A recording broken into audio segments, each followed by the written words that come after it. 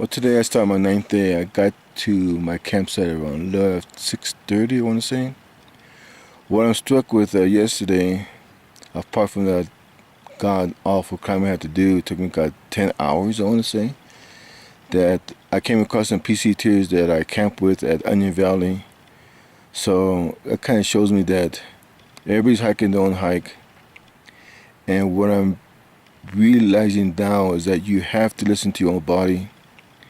But what I'm hearing out there is like PCTers are push themselves to keep up with their friends or keep up with the people that they want to camp out with.